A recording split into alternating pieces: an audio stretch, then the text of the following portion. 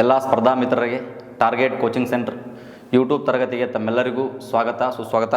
ಸ್ನೇಹಿತರೆ, ನಿನ್ನೆಯ ತರಗತಿಯಲ್ಲಿ ಸಿಂಧೂ ನಾಗರಿಕತೆಯ ಕುರಿತು ಒಂದು ವಿಶೇಷವಾಗಿ ಕೆಲವೊಂದಿಷ್ಟು ಎಕ್ಸಾಮಲ್ಲಿ ಕೇಳ್ತಕ್ಕಂಥ ಪಾಯಿಂಟ್ಗಳ ಬಗ್ಗೆ ನಾವು ಡಿಸ್ಕಷನ್ ಮಾಡಿದ್ವಿ. ಈ ಒಂದು ತರಗತಿಯಲ್ಲಿ ಅತಿ ಮುಖ್ಯವಾಗಿ ಫೋಕಸ್ ಮಾಡ್ತಾನೆ, ಜಾಸ್ತಿ ಫೋಕಸ್ ಮಾಡೋದೇ ಕ್ವಶನ್ ಪೇಪರ್ ತೆಗೆಯುವಂಥವನು ಇದ್ರ ಮೇಲೆ ಫೋಕಸ್ ಮಾಡ್ತಾನೆ. ಹಾಗಾಗಿ ಈ ಪ್ರಮುಖ ನಿವೇಶನಗಳ ಬಗ್ಗೆ ಇವತ್ತು ನೋಡೋಣ. ಈ ಟಾಪಿಕ್ ನಾವು ಇವತ್ತು ಕಂಪ್ಲೀಟ್ ಏನು ಮಾಡೋಣ, ಕವರ್ ಮಾಡೋಣ. ಹಾಗಾದರೆ ನಿನ್ನೆ ಕ್ಲಾಸಲ್ಲಿ ಹೇಳಿದ್ದೆ ನಾನು 1500 ನಿವೇಶನಗಳು ಇಲ್ಲಿವರೆಗೂ ಕೂಡ ಪತ್ತೆಯಾಗಿದ್ದಾವೆ. ಸೈಟ್ಸ್ಗಳು ಅಷ್ಟು ಏನಾಗಿದೆ ನಮ್ಗೆ ಸಿಕ್ಕಿರ್ತಕ್ಕಂಥದ್ದು. ಬಟ್ ಇನ್ನೂ ಇರ್ಬೋದು, ಬಟ್ ಅವು ನಮ್ಗೆ ಏನಾಗಿಲ್ಲ, ಬೆಳಕಿಗೆ ಬಂದಿಲ್ಲ. ಆದರೆ ಈ 1500 ನಿವೇಶನಗಳಲ್ಲಿ ಭಾರತದಲ್ಲಿ 1000 ನಿವೇಶನಗಳಿದ್ದರೆ, ಸ್ಥಳಗಳಿದ್ದರೆ, ಇನ್ನು ಪಾಕಿಸ್ತಾನದಲ್ಲಿ 500 ಸ್ಥಳಗಳಿದ್ದಾವೆ ರೀ. ಹಾಗಾದರೆ ನಮಗೆ ಮೋಸ್ಟ್ ಇಂಪಾರ್ಟೆಂಟ್ ಏನಂದ್ರೆ ನಮ್ಮ ಭಾರತದಲ್ಲಿರ್ತಕ್ಕಂಥ ಸೈಟ್ಗಳು ರೀ. ನಮ್ಮ ಭಾರತದಲ್ಲಿರ್ತಕ್ಕಂಥ ಕೆಲವೊಂದಿಷ್ಟು ಏನು ಸಿಂಧೂ ನಾಗರಿಕತೆಗೆ ಸಂಬಂಧಪಟ್ಟ ನಗರಗಳಿದಾವಲ್ಲ, ಅದರ ಬಗ್ಗೆ ನಾವು ಸ್ಟಡಿ ಮಾಡಬೇಕಾಗತ್ತೆ.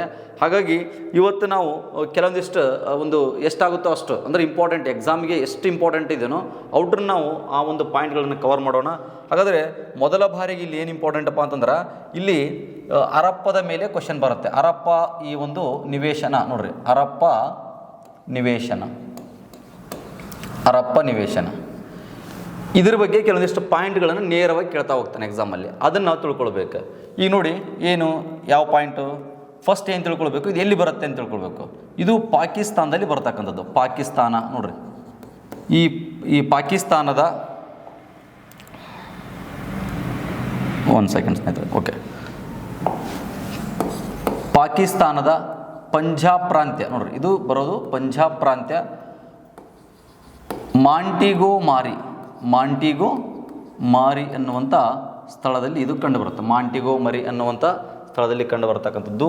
ಹಾಗಾದರೆ ಇದನ್ನು ಯಾರು ಪತ್ತೆ ಹಚ್ತಾರೆ ಅಂತಂದರೆ 1921ರಲ್ಲಿ ದಯಾರಾಮ್ ಸಹಾನಿಯವರು ಇದನ್ನು ಪತ್ತೆ ಹಚ್ಚಿದರು. ಹಾಗಾದರೆ ಇದು ಯಾವ ನದಿ ದಡದ ಮೇಲೆ ಐತೆ ಅಂದ್ರೆ, ಇದು ರಾವಿ ನದಿ ನೋಡ್ರಿ. ಈ ರಾವಿ ನದಿಯ ಎಡದಂಡೆಯ ಮೇಲೆ ಐತ್ರಿ ಇದು. ಓಕೆ, ಇಷ್ಟು ನಿಮಗೆ ಬೇಸಿಕ್ ಪಾಯಿಂಟ್ ಗೊತ್ತಿರಬೇಕಾ. ಇನ್ನು ವಿಶೇಷ ಪಾಯಿಂಟ್ಗಳು ಅಂದರೆ ಎಕ್ಸಾಮಲ್ಲಿ ಕೇಳ್ತಕ್ಕಂಥ ವಿಶೇಷತೆಗಳನ್ನು ನಾವು ಕೂಡ ತಿಳ್ಕೊಳ್ಬೇಕು.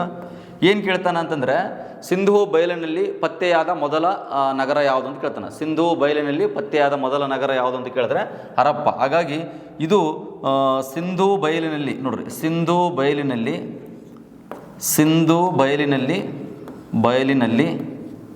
ಪತ್ತೆಯಾದ ಮೊದಲ ನಗರ.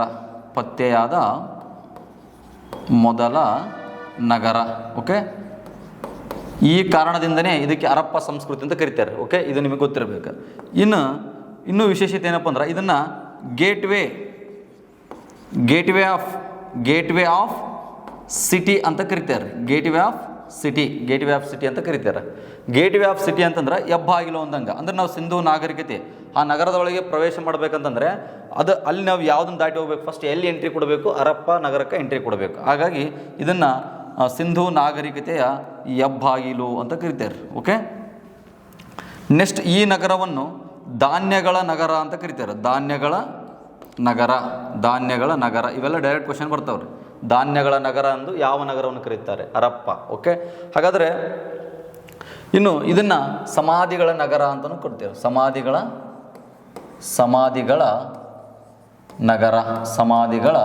ನಗರ. ನೆಕ್ಸ್ಟು ಋಗ್ವೇದದಲ್ಲಿ ಈ ನಗರವನ್ನು, ಈ ಒಂದು ಹೆಸರು ಉಲ್ಲೇಖ ಆಗೈತೆ ಋಗ್ವೇದದಲ್ಲಿ.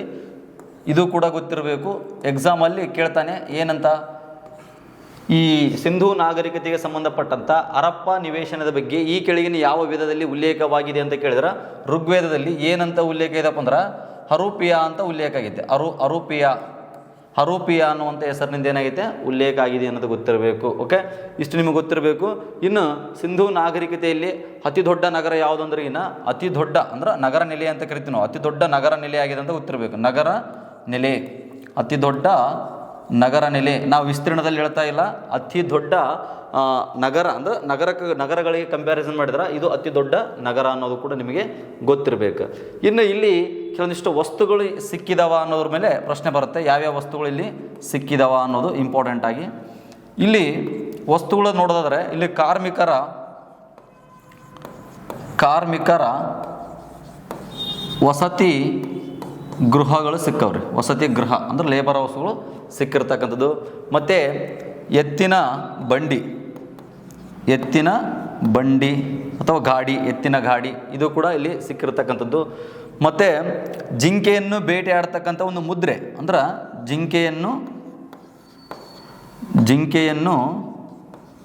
ಜಿಂಕೆಯನ್ನು ಬೇಟೆಯಾಡುವ ಮುದ್ರೆ ಅಂದರೆ ಸೀಲ್ಸ್ ಏನಾಗೈತಿ ಇಲ್ಲಿ ಸಿಕ್ಕಿರ್ತಕ್ಕಂಥ ಸ್ನೇಹಿತರೆ.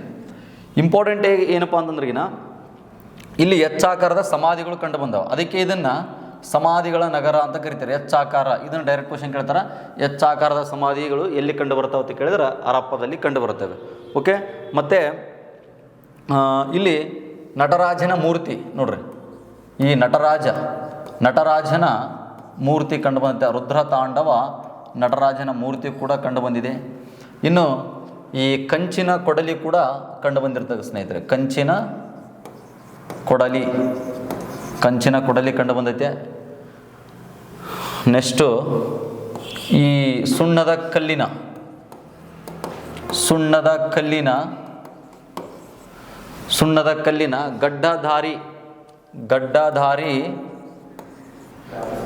ಗಡ್ಡಧಾರಿ ಪುರುಷನ ಪ್ರತಿಮೆ ಕಂಡು ಬಂದೈತಿ. ಇವೆಲ್ಲವೂ ಕೂಡ ನೀವು ಇಂಪಾರ್ಟೆಂಟಾಗಿ ನೋಟ್ ಮಾಡ್ಕೋಬೇಕು ಸ್ನೇಹಿತರೆ. ಯಾಕಂದ್ರೆ ಹರಪ್ಪದ ಬಗ್ಗೆ ನೀವು ಕಾಮನ್ ಆಗಿ ಇಷ್ಟು ಓದಲೇಬೇಕು.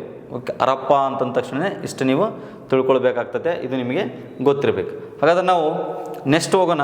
ನೆಕ್ಸ್ಟ್ ಒಂದು ಸೈಟ್ನ ಮತ್ತೊಂದು ಸೈಟ್ ನೋಡೋಣ. ಮೊಹೆಂಜೋದಾರೋ ನೋಡ್ರಿ, ಮೊಹೆಂಜೋದಾರೋ. ಈ ಮೊಹೆಂಜೋದಾರೋ ಬಗ್ಗೆ ನಾವು ತಿಳ್ಕೊಳ್ಳೋಣ. ಈ ನಗರವನ್ನು ಯಾರು ಸಂಶೋಧಿಸಿದ್ರು ಅಂದ್ರಿಗಿನ 1922ರಲ್ಲಿ ಆರ್ ಡಿ ಬ್ಯಾನರ್ಜಿ, ರಕುಲ್ದಾಸ್ ಬ್ಯಾನರ್ಜಿಯವರು 1922. ಇದು ಸಿಂಧೂ ಬಯಲಿನಲ್ಲಿ ಪತ್ತೆಯಾದ 2ನೇ ಸ್ಥಳ ಅಂತ ಗೊತ್ತಿರಬೇಕು. ಇನ್ನು ಇದು ಎಲ್ಲಿ ಕಂಡು ಬರುತ್ತೆ ಅಂತಂದರೆ ಇದು ಪಾಕಿಸ್ತಾನದಲ್ಲಿ ಕಂಡು ಬರುತ್ತೆ ನೋಡ್ರಿ.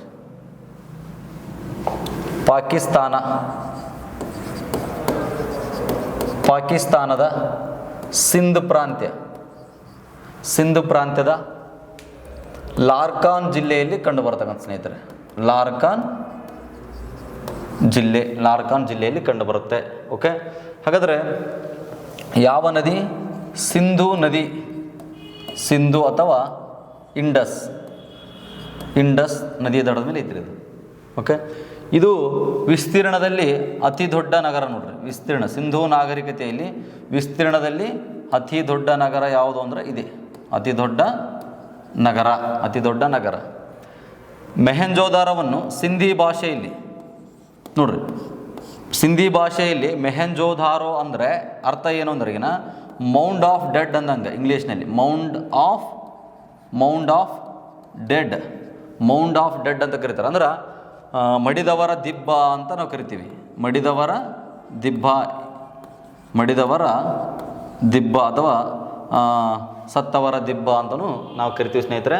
ಇದು ಕೂಡ ಎಕ್ಸಾಮಲ್ಲಿ ಕ್ವಶನ್ ಆಗೈತೆ, ಇದು ನೀವು ಸ್ವಲ್ಪ ಗಮನಿಸಬೇಕಾಗ್ತದೆ. ಓಕೆ, ಹಾಗಾದರೆ ಇಲ್ಲಿ ವಿಶೇಷತೆಗಳು ಏನಪ್ಪ ಅಂತಂದ್ರೆ ಇಲ್ಲಿ ಒಂದು ಬೃಹತ್ ಸ್ನಾನದ ಕೊಳ ನೋಡ್ರಿ, ಬೃಹತ್ ಸ್ನಾನದ ಕೊಳ ಇರತಕ್ಕಂಥದ್ದು ಪತ್ತೆ ಆಗೈತೆ. Okay, great ಬ್ಯಾತ್. ಇನ್ನು ನೃತ್ಯ ಭಂಗಿಯ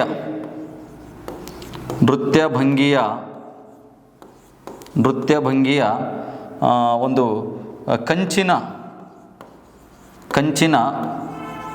ಉಡಗಿಯ ಮೂರ್ತಿ ಏನಾಗೈತಿ ಇಲ್ಲಿ ಸಿಕ್ಕಿರ್ತಕ್ಕಂಥದ್ದು. ಓಕೆ, 4.5 ಅಡಿ ಎತ್ತರದ ಮೂರ್ತಿ ಏನಾಗೈತಿ ಇಲ್ಲಿ ಸಿಕ್ಕಿದೆ. ಡ್ಯಾನ್ಸಿಂಗ್ ಗರ್ಲ್ ಅಂತ ಏನು ಕರಿತೀವಲ್ಲ, ಡ್ಯಾನ್ಸಿಂಗ್ ಗರ್ಲ್ ಅಂದ್ರೆ ಬ್ರೋಂಜಲ್ಲಿ ಅಂದರೆ ಕಂಚಿನಲ್ಲಿರ್ತಕ್ಕಂಥದ್ದು. ಓಕೆ, ಹಾಗಾಗಿ ಸಿಂಧೂ ನಾಗರಿಕತೆ ಯಾವ ಯುಗಕ್ಕೆ ಸೇರುತ್ತೆ ಅನ್ನೋದು ನಮಗೆ ಖಚಿತವಾಗಿ ಗೊತ್ತಾಗುತ್ತಂದ್ರೆ ಇಂತಹ ಮೂರ್ತಿಗಳನ್ನು ನೋಡಿದಾಗ ಅಲ್ಲಿ ನಮ್ಗೆ ಕ್ಲಿಯರಾಗಿ ಗೊತ್ತಾಗುತ್ತಾ ಇದು ಕಂಚಿನ ಯುಗಕ್ಕೆ ಸೇರ್ತಕ್ಕಂಥದ್ದು. ಚಾಲ್ಕೋಲಿಥಿಕ್ ಏಜ್ ಅನ್ನೋದು ನಮಗೆ ಕ್ಲಿಯರಾಗಿ ಗೊತ್ತಾಗ್ತದೆ ಸ್ನೇಹಿತರೆ. ಓಕೆ, ಇಷ್ಟು ಬೃಹತ್ ಸ್ನಾನದ ಕೊಳ, ನೃತ್ಯಭಂಗಿಯ ಕಂಚಿನ ಹುಡುಗಿಯ ಪ್ರತಿಮೆ ಅಥವಾ ಮೂರ್ತಿ ಕೂಡ ಅಲ್ಲಿ ಏನಾಗುತ್ತಾ ಕಂಡು ಬರ್ತಕ್ಕಂಥದ್ದು. ಮತ್ತು ಮಾತೃದೇವತಾ ಮೂರ್ತಿ ನೋಡ್ರಿ, ಮಾತೃದೇವತಾ ಮೂರ್ತಿ ಏನಾಗಿದೆ ಇಲ್ಲಿ ಕಂಡು ಬರ್ತಕ್ಕಂಥದ್ದು. ಮತ್ತು ಪಶುಪತಿ ಮೂರ್ತಿ ಕೂಡ ಏನೈತಿ ಇಲ್ಲಿ, ಪಶುಪತಿ ದೇವರ ಮೂರ್ತಿ ಕೂಡ ಇಲ್ಲಿ ಕಂಡು ಬರ್ತಕ್ಕಂಥದ್ದು. ಮತ್ತು ಇಲ್ಲಿ ಒಂದು ಈ ಮೆಸೊಪೊಟೇಮಿಯನ್ನರ ಸೀಲ್ಸ್ಗಳು ಮುದ್ರೆಗಳು ಏನಾಗ್ತವೆ ಇಲ್ಲಿ ಕಂಡು ಬರ್ತಾವ್ರಿ. ಮುದ್ರೆಗಳು ಯಾರು ಇವು? ಮೆಸೊಪೊಟೇಮಿಯನ್ನರ ಮುದ್ರೆಗಳು ನೋಡ್ರಿ. ಈ ಸ್ತೂಪಾಕಾರದ ಮುದ್ರೆಗಳು ಕಂಡು ಬಂದವ ಅಂತ ಗೊತ್ತಿರಬೇಕು. ಸ್ತೂಪಾಕಾರ ಅಥವಾ ಸಿಲಿಂಡರ್ ಆಕಾರದ ಮುದ್ರೆಗಳು ಇಲ್ಲಿ ಸಿಕ್ಕಿರ್ತಕ್ಕಂಥದ್ದು. ಹಾಗಾಗಿ ನಿಖರವಾಗಿ ಅವರು ಸಿಂಧೂ ನಾಗರಿಕತೆ ಜನರೊಂದಿಗೆ ವ್ಯಾಪಾರ ಮಾಡ್ತಕ್ಕಂಥದ್ದು ಈ ಒಂದು ಪಾಯಿಂಟಿಂದನೇ ಗೊತ್ತಾಗಿದೆ ಸ್ನೇಹಿತರೆ. ಓಕೆ, ಇಷ್ಟು ನಿಮಗೆ ಗೊತ್ತಿರಬೇಕು ನೋಡ್ರಿ. ಬೃಹತ್ ಸ್ನಾನದ ಕೊಳ, ನೃತ್ಯ ಭಂಗಿಯ ಒಂದು ಕಂಚಿನ ಹುಡುಗಿಯ ಪ್ರತಿಮೆ ಅಥವಾ ಮೂರ್ತಿ, ಮಾತೃದೇವತಾ ಮೂರ್ತಿ, ಪಶುಪತಿ ಮೂರ್ತಿ ಮತ್ತು ಮುದ್ರೆಗಳು, ಮತ್ತು ಈ ಕಂಚಿನ ಅಳತೆಯ ಪಟ್ಟಿ, ಕಂಚಿನ ಅಳತೆ ಪಟ್ಟಿ ಬ್ರೋಂಜ್ ಸ್ಕೇಲ್ ಅಂತ ಕರಿತೀವಲ್ಲ, ಇದು ಕೂಡ ಸಿಕ್ಕೈತಿ ಇಲ್ಲಿ, ಕಂಚಿನ ಅಳತೆ ಪಟ್ಟಿ. ಮತ್ತು ಹತ್ತಿ ಬಟ್ಟೆ ಕೂಡ ಏನಾಗೈತಿ ಇಲ್ಲಿ, ಹತ್ತಿ ಬಟ್ಟೆಯ ಚೂರು ಕೂಡ ಇಲ್ಲಿ ಸಿಕ್ಕಿರ್ತಕ್ಕಂಥ ಸ್ನೇಹಿತರೆ. ಇಷ್ಟು ಕುರುಹುಗಳು ಇಲ್ಲಿ ಏನಾಗ್ಯಾವ ಸಿಕ್ಕಿರ್ತಕ್ಕಂಥದ್ದು ನಿಮಗೆ ಗೊತ್ತಿರಬೇಕು. ಇಷ್ಟು ಮೊಹೆಂಜೋದಾರೋ ಬಗ್ಗೆ. ಇದು ಮೊಹೆಂಜೋದಾರೋ ಅನ್ನೋದು 7 ಬಾರಿ ಪ್ರವಾಹಕ್ಕೆ ಏನಾಗೈತಿ ಇದು ಒಳಗಾಗಿರ್ತಕ್ಕಂಥದ್ದು. ಸಿಂಧೂ ನದಿ ಇದರ ಮೇಲೆ ಏನಾಗ್ತದೆ ಪ್ರವಾಹಕ್ಕೆ ಒಳಗಾಗ್ತದೆ. ಸಿಂಧೂ ನದಿಯ ಪ್ರವಾಹಕ್ಕೆ 7 ಬಾರಿ ಇದು ಒಳಗಾಗಿರ್ತದೆ ಸ್ನೇಹಿತರೆ. ಇಷ್ಟು ನಿಮಗೆ ಗೊತ್ತಿರಬೇಕು ಯಾವುದ್ರ ಬಗ್ಗೆ, ಇದು ಮೊಹೆಂಜೋದಾರೋ ಬಗ್ಗೆ. ಇದು ಇಷ್ಟು ಡೀಟೇಲ್ಸ. ನೆಕ್ಸ್ಟ್ ಲೋಥಾಲ್ ತಗೊಳ್ಳೋಣ. ಲೋಥಾಲ್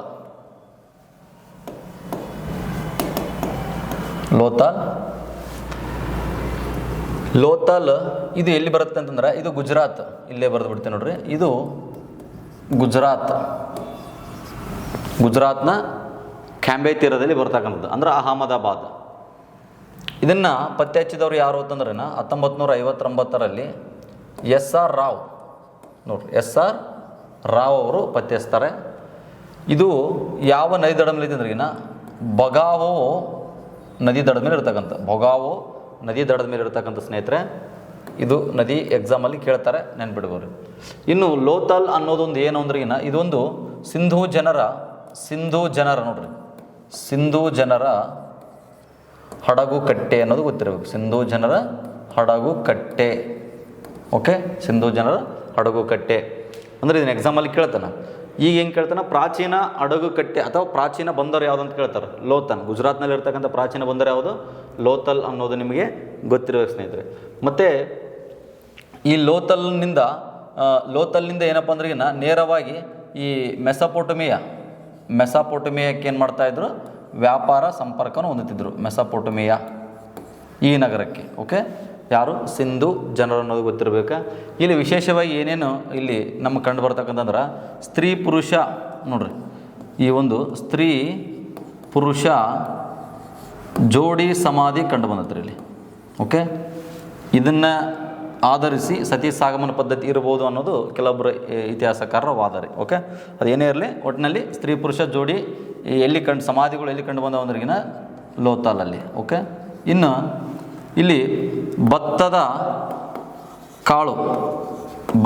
ಕಾಳು ಕಂಡು ಬಂದಿರ್ತದೆ ಎಲ್ಲಿ ಅಂದ್ರಿಗಿನ ಲೋಥಾಲಲ್ಲಿ. ಒಂದು ಅಕ್ಕಿ ಅಂತ ಕರಿತೀವಿ, ಅಥವಾ ಅಕ್ಕಿ ಅಂತ ಕೊಡ್ತಾನ, ಅಥವಾ ರೈಸ್ ಇದೆಲ್ಲ ಕಂಡು ಬಂದಿರತಕ್ಕಂಥ ಲೋಥಾಲಲ್ಲಿ. ಇನ್ನು ಲೋಥಾಲಲ್ಲಿ ವಿಶೇಷ ಏನಂದ್ರೆ ಇಲ್ಲಿನ ಬಾಗಿಲುಗಳು ಅಂದರೆ ಮನೆಯ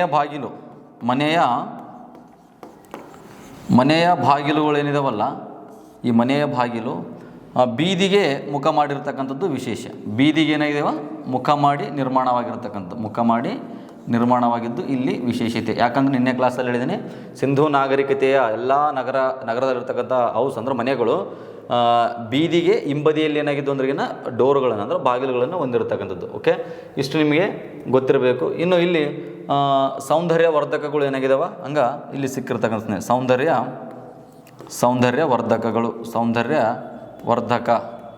ಸೌಂದರ್ಯ ವರ್ಧಕಗಳು ಕೂಡ ಏನಾಗಿದಾವೆ ಇಲ್ಲಿ ಸಿಕ್ಕಿರ್ತಕ್ಕಂಥ, ಅಂದರೆ ಈ ಮೇಕಪ್ ಕಿಟ್ಗಳಾಗಿರ್ಬೋದು, ಅಂದರೆ ವಯ್ಯಾರದ ಚೀಲ, ಚಿಕ್ಕ ಡಬ್ಬಿಗಳು, ಇವೆಲ್ಲ ಇಲ್ಲಿ ಸಿಕ್ಕಿರ್ತಕ್ಕಂಥ ಸ್ನೇಹಿತರೆ. ಇಷ್ಟು ನಿಮಗೆ ಇಂಪಾರ್ಟೆಂಟ್ ಆಗಿ ಗೊತ್ತಿರಬೇಕು. ಮೇನ್ ಲೋಥಾಲ್ ಎಲ್ಲಿ ಬರುತ್ತಾ? ಗುಜರಾತಿನ ಅಹಮದಾಬಾದ್ ನೋಡ್ರಿ, ಗುಜರಾತಿನ ಅಹಮದಾಬಾದಿನ ಕ್ಯಾಂಬೆ ತೀರ ನೋಡ್ರಿ. ಒಂದೊಂದು ಬಾರಿ ಎಕ್ಸಾಂಪಲ್ ಡೈರೆಕ್ಟ್ ಕೊಡ್ತಾನೆ. ಲೋಥಾಲ್ ಎಲ್ಲಿ ಬರುತ್ತಂದ್ರೆ ಕ್ಯಾಂಬೆ ತೀರ, ಕ್ಯಾಂಬೆ ತೀರಾ ಅನ್ನೋದು ನಿಮ್ಗೆ ಗೊತ್ತಿರಬೇಕು. ಓಕೆ, ಇಷ್ಟು ಪಾಯಿಂಟ್ ನೀವು ಕರೆಕ್ಟಾಗಿ ತಿಳ್ಕೊಂಡ್ರೆ ನಿಮಗೆ ನಾಲೆಜ್ ಆಗುತ್ತೆ. ಓಕೆ, ನೆಕ್ಸ್ಟ್ ನೋಡೋಣ. ನೆಕ್ಸ್ಟ್ ಒಂದು ನಗರ ನೋಡೋಣ ನಾವು. ಮತ್ತು ಯಾವುದಂದ್ರಿಗಿನ ಯಾವ್ದು ತೊಗೊಳ್ಳೋಣ? ಈಗ ಆಲ್ರೆಡಿ ಹರಪ್ಪ ಆಯಿತು, ಮೆಹಂಜೋದರ ಆಯಿತು, ಮತ್ತು ಲೋಥಲ್ ಕೂಡ ಆಯಿತು. ಇನ್ನು ಕಾಲಿಬಂಗನ್ ತೊಗೊಳ್ಳೋಣ. ಕಾಲಿಬಂಗನ್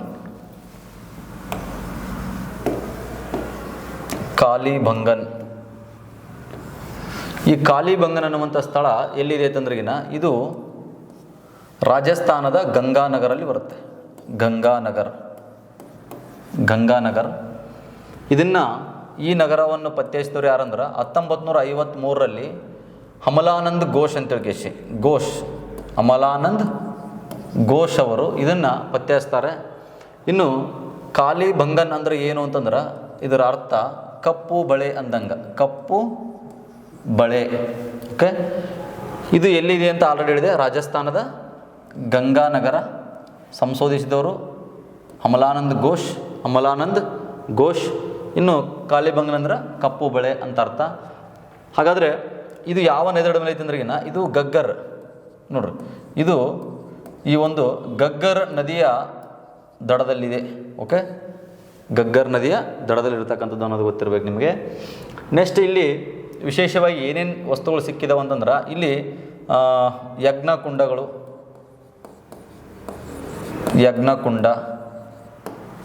ಒಂಟೆಯ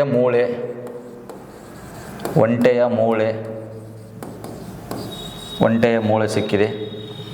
ಭೂಮಿಯನ್ನು ಉಳುಮೆ ಮಾಡಿರ್ತಕ್ಕಂಥದ್ದು, ಭೂಮಿಯನ್ನು ಉಳುಮೆ ಮಾಡಿರತಕ್ಕಂಥ ಕುರುಹುಗಳು ಇಲ್ಲಿ ಪತ್ತೆಯಾಗಿದೆ ಸ್ನೇಹಿತರೆ. ಓಕೆ, ಇಷ್ಟು ನಿಮಗೆ ಗೊತ್ತಿರಬೇಕು. ಯಜ್ಞಕುಂಡ, ಒಂಟೆಯ ಮೂಳೆ, ಭೂಮಿಯನ್ನು ಉಳುಮೆ ಮಾಡಿದ್ದು ಅಂತ ನಿಮಗೆ ಗೊತ್ತಿರಬೇಕು. ಇಷ್ಟು ಕಾಲಿಬಂಗನ್ ಬಗ್ಗೆ ನಿಮಗೆ ಗೊತ್ತಿರಬೇಕು. ಇಲ್ಲಿ ಮೇನ್ ಯಾರು ಸಂಶೋಧನೆ ಮಾಡಿದ್ರು, ಎಲ್ಲಿ ಕಂಡು ಬರುತ್ತೆ, ಯಾವ ನದಿ ಮೇಲೆ ಕಂಡು ಬರುತ್ತೆ, ಅಲ್ಲಿ ಏನು ಇಂಪಾರ್ಟೆಂಟ್ ಆಗಿರ್ತಕ್ಕಂಥ ವಸ್ತುಗಳು ಸಿಕ್ಕಿದಾವೆ. ಅದೇ ರೀತಿಯಾಗಿ ಬನವಾಲಿ ನೋಡ್ರಿ, ಈ ಬನವಾಲಿ ಎಲ್ಲಿ ಕಂಡು ಬರುತ್ತೆ ಅಂದರೆ ಇದು ಹರಿಯಾಣದ ಇಸ್ಸಾರದಲ್ಲಿ ಕಂಡು ಬರ್ತಕ್ಕಂಥ ಸ್ನೇಹಿತರೆ. ಹರಿಯಾಣದ ಇಸ್ಸಾರ ಅನ್ನೋದು ನಿಮಗೆ ಗೊತ್ತಿರಬೇಕು. ಓಕೆ, ಹಾಗಾದರೆ ಇದನ್ನು ಯಾರು ಪತ್ತೆ ಹಚ್ತಾರೆ ಅಂದರೆ 1972ರಲ್ಲಿ ಆರ್ ಎನ್ ಬಿಸ್ತಾ ಅವರು ಪತ್ತೆ ಹಚ್ಚಿದ್ದು ಅಂತ ನಿಮಗೆ ಗೊತ್ತಿರಬೇಕು. ಹಾಗಾದರೆ ಇಲ್ಲಿ ಏನು ಅಂದರೆ ಇಲ್ಲಿ ವಿಶೇಷತೆ ಏನಂದರೆ ಇಲ್ಲಿ ಬಾರ್ಲಿ ಅನ್ನುವಂಥ ಧಾನ್ಯ ಇಲ್ಲಿ ಸಿಕ್ಕಿರ್ತಕ್ಕಂಥದ್ದು. ಬಾರ್ಲಿ ಅನ್ನುವಂಥ ಧಾನ್ಯ ಏನಾಗೈತಿ ಇಲ್ಲಿ ಪತ್ತೆ ಆಗಿದೆ ಅನ್ನೋದು ಗೊತ್ತಿರಬೇಕು. ಇದು ಸರಸ್ವತಿ ನದಿಯ ದಡದ ಮೇಲೆ ಇರತಕ್ಕಂಥದ್ದು. ಸರಸ್ವತಿ ನದಿಯ ದಡದ ಮೇಲೆ ಇರತಕ್ಕಂಥದ್ದು ಸ್ನೇಹಿತರು. ಓಕೆ, ಹಾಗಾದ್ರೆ ನೆಕ್ಸ್ಟ್ ಮತ್ತೊಂದು ಸೈಟ್ ನೋಡೋಣ. ಚಾನೋಧಾರೋ ಬಗ್ಗೆ ನೋಡೋಣ. ಚಾನೋಧಾರೋ ಇದು ಪಾಕಿಸ್ತಾನದಲ್ಲಿ ಬರುತ್ತೆ. ಸಿಂಧು ಪ್ರಾಂತ್ಯದಲ್ಲಿ ಬರ್ತದೆ. ಪಾಕಿಸ್ತಾನ, ನಮ್ಮ ಭಾರತದಾಗಲ್ಲ. ಓಕೆ, ಇದನ್ನು ಪತ್ತೆ ಹಚ್ಚಿದವರು ಯಾರು ಅಂದ್ರಿಗಿನ 1931ರಲ್ಲಿ ಮಜುಮ್ದಾರ್ ಅವರು ಏನು ಮಾಡ್ತಾರೆ, ಇದನ್ನು ಪತ್ತೆ ಹಚ್ಚಿದ್ರು ಅನ್ನೋದು ಗೊತ್ತಿರಬೇಕು. ಈ ಮಜುಮ್ದಾರ್ ಅವರು ಇದನ್ನು ಪತ್ತೆ ಹಚ್ಚಿದ್ರು ಸ್ನೇಹಿತರೆ. ಇದ್ರ ವಿಶೇಷತೆ ಏನು ಅಂದ್ರಿಗಿನ ಒಳಚರಂಡಿ ವ್ಯವಸ್ಥೆ ಇಲ್ಲ. ಒಳಚರಂಡಿ ವ್ಯವಸ್ಥೆ ಇಲ್ಲ. ಮತ್ತು ಈ ನಗರಕ್ಕೆ ಕೋಟೆ ಅನ್ನೋದು ಇಲ್ಲ. ಹಾಗಾದರೆ ಇಲ್ಲಿ ಇದು ಯಾವುದಕ್ಕೆ ಫೇಮಸ್ ಇತ್ತು ಅಂತಂದರೆ ಇದು ಆಟಿಕೆ ವಸ್ತುಗಳ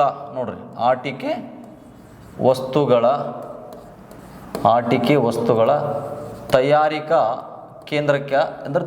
ಕೇಂದ್ರವಾಗಿತ್ತು. ಅಂದ್ರೆ ಆಟಿಕೆ ವಸ್ತುಗಳಿಗೆ ಏನಾಗಿತ್ತು, ಒಳ ಪ್ರಸಿದ್ಧಿ ಪಡೆದಿತ್ತು ಅಂದಂಗೆ. ಆಟಿಕೆ ವಸ್ತುಗಳ ತಯಾರಿಕಾ ಕೇಂದ್ರವಾಗಿತ್ತಿದ್ದು ಯಾವುದು, ಚಾನೋಧಾರ ಅನ್ನೋದು ಗೊತ್ತಿರಬೇಕು. ಇವೇ 3 ಪಾಯಿಂಟ್ ನಿಮಗೆ ಗೊತ್ತಿರಬೇಕು. ಅಂಡರ್ ಡ್ರೈನೇಜ್ ಸಿಸ್ಟಮ್ ಇಲ್ಲಿಲ್ಲ, ಅಂದರೆ ಒಳಚರಂಡಿ ವ್ಯವಸ್ಥೆ ಇಲ್ಲ, ಮತ್ತು ಕೋಟೆ ಇಲ್ಲ. ಇದು ಆಟಿಕೆ ವಸ್ತುಗಳಿಗೆ ಏನಾಗಿತ್ತು, ತಯಾರಿಕಾ ಕೇಂದ್ರವಾಗಿತ್ತು ಅನ್ನೋದು ಗೊತ್ತಿರಬೇಕು, ಅಂದರೆ ಫೇಮಸ್ ಆಗಿತ್ತು. ಇನ್ನು ಇಲ್ಲಿ ಇಂಪಾರ್ಟೆಂಟಾಗಿ ಇಲ್ಲಿ ಒಂದು ಮಾತೃದೇವತೆ ಮೂರ್ತಿ ಕೂಡ ಚಿಕ್ಕದಾಗಿ, ಅಂದರೆ ಮಣ್ಣಿನ ಈ ವಸ್ತುಗಳ ರೂಪದಲ್ಲಿ ಏನಾಗೈತಿ, ಇಲ್ಲಿ ಆಟಿಕೆ ಸಾಮಾನುಗಳ ರೂಪದಲ್ಲಿ ಕಂಡು ಬಂದಿರತಕ್ಕಂಥದ್ದು. ಇಲ್ಲಿ ಮೊದಲ ಬಾರಿಗೆ ಬೆಕ್ಕು ಒಂದು ಪ್ರಾಣಿಯ ಗುರುತು ಕೂಡ ಇಲ್ಲಿ ಏನಾಗೈತೆ ಸಿಕ್ಕಿರ್ತಕ್ಕಂಥದ್ದು, ಕ್ಯಾಟ್.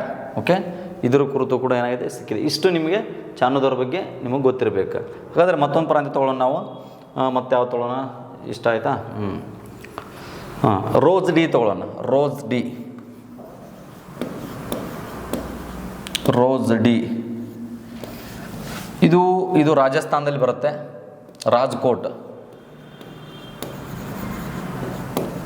ರಾಜ್ಕೋಟಲ್ಲಿ ಬರ್ತಕ್ಕಂಥದ್ದು ರಾಜ್ಕೋಟ. ಇದನ್ನು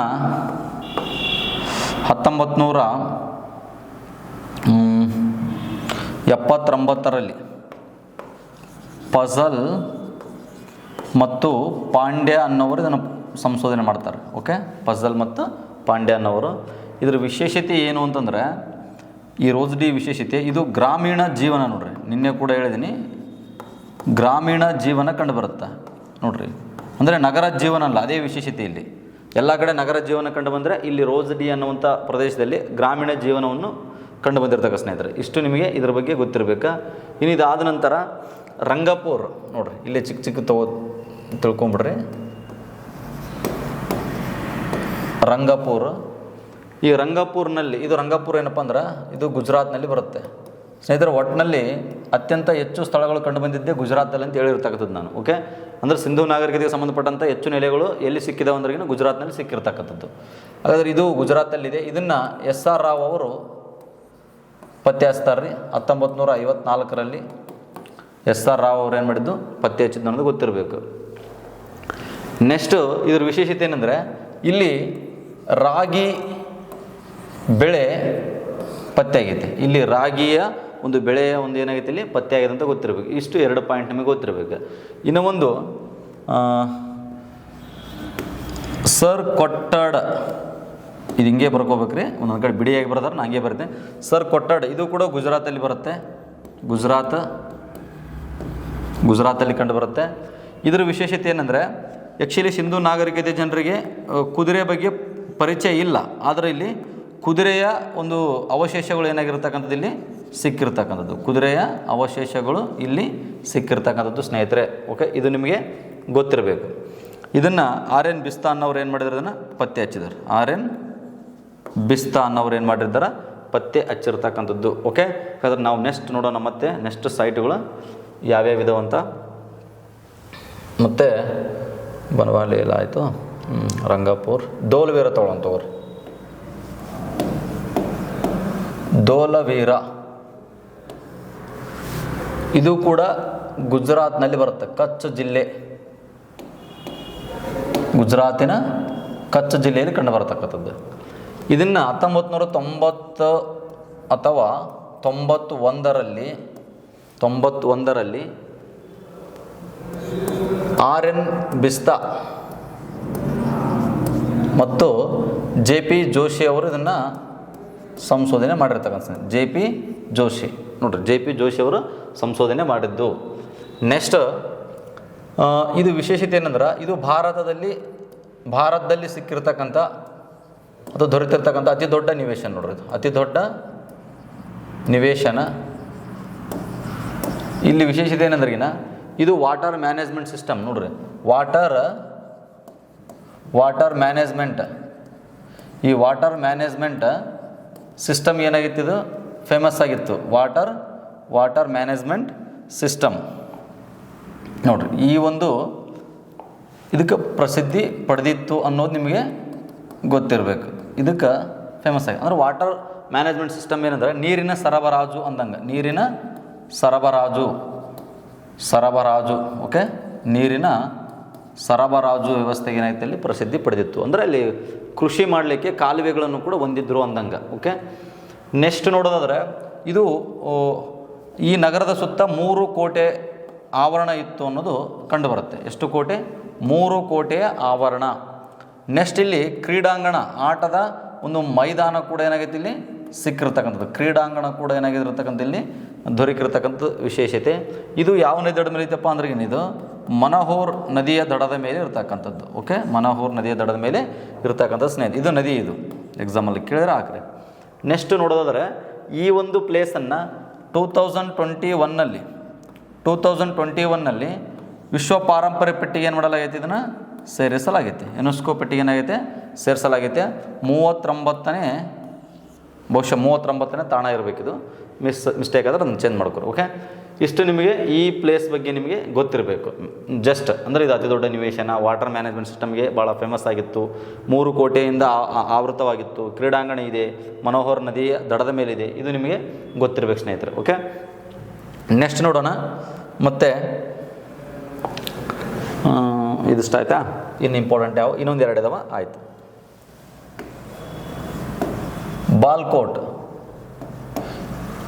ಬಾಲ್ಕೋಟ್ ಇದು ಪಾಕಿಸ್ತಾನದಲ್ಲಿ ಬರುತ್ತೆ. ಪಾಕಿಸ್ತಾನ್ ಅಂದರೆ ಕರಾಚಿ ಸಮೀಪ ಇದೆ. ಪಾಕಿಸ್ತಾನದ ಕರಾಚಿಯಲ್ಲಿ ಈ ಪ್ಲೇಸನ್ನು FA ಖಾನ್ ಅನ್ನೋರು ಪತ್ತೆ ಹಚ್ತಾರೆ. FA ಖಾನ್ ಅನ್ನೋರು 1972ರಲ್ಲಿ ಪತ್ತೆ ಹಚ್ಚಿದರು. ಓಕೆ, ಇದ್ರ ವಿಶೇಷತೆ ಏನಂದ್ರೆ ಇಲ್ಲಿ ಸುಟ್ಟ ಇಟ್ಟಿಗೆಗಳು ಏನಾಗಿದ್ದಾವೆ ಇಲ್ಲಿ ಸಿಕ್ಕಿರ್ತಕ್ಕಂಥ ಸುಟ್ಟ ಇಟ್ಟಿಗೆಗಳು ಸಿಕ್ಕಿರ್ತಕ್ಕಂಥ ಸ್ನೇಹಿತರೆ. ಓಕೆ, ಇದ್ರದ್ದು ಇಷ್ಟು ತಿಳ್ಕೊರಿ. ಇನ್ನು ಕೋಟ್ ಡಿ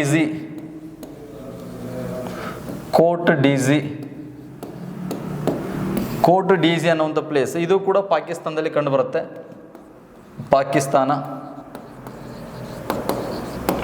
ಪಾಕಿಸ್ತಾನದ ಸಿಂಧ್ ಪ್ರದೇಶದಲ್ಲಿ ಕಂಡುಬರುತ್ತೆ, ಸಿಂಧ್ ಪ್ರಾಂತ್ಯದಲ್ಲಿ.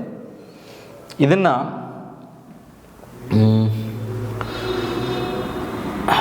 ಓಕೆ ಸಾರಿ ಒಂದು ಸ್ವಲ್ಪ ಮಿಸ್ಟೇಕ್ ಆಗೈತಿ ಇಲ್ಲಿ. ಇದು FA ಖಾನ್ ಅಲ್ಲ, ಇದನ್ನು GF ಡೆಲ್ಸ್ ಅಂತ ಮಾಡಿರಿ. ಇದನ್ನು FA ಖಾನ್ ಅಂತ ಮಾಡಿರಿ. FA ಖಾನ್ ಅವರು ಇದನ್ನು ಪತ್ತೆ ಹಚ್ಚಿದ್ದಾರೆ. ಇದ್ರ ವಿಶೇಷತೆ ಏನಂದ್ರೆ ಇದು ಬೆಂಕಿಯಿಂದ ನಾಶ ಆಗೈತಿ. ಬೆಂಕಿಯಿಂದ ಏನಾಗೈತಿದೆ ನಾಶ. ಇದು ಎಕ್ಸಾಮಲ್ಲಿ ಕೇಳಿರೋದನ್ನು. ಓಕೆ, ಈ ಕ್ವಶನ್ನ ಕೇಳಿರ್ತಕ್ಕಂಥ ಇಷ್ಟು ನಿಮಗೆ ಇಂಪಾರ್ಟೆಂಟ್ ಆಗಿರ್ತಕ್ಕಂಥ ಸೈಟ್ ಬಗ್ಗೆ ನಾನು ಡಿಸ್ಕಷನ್ ಮಾಡಿದ್ದೀನಿ ಸ್ನೇಹಿತರೆ. ಬೇಕಾದ್ರೆ ಒಂದು ಸಲ ನೋಡ್ಕೊಂಬಿಡ್ರಲ್ಲ ಏನೇನು.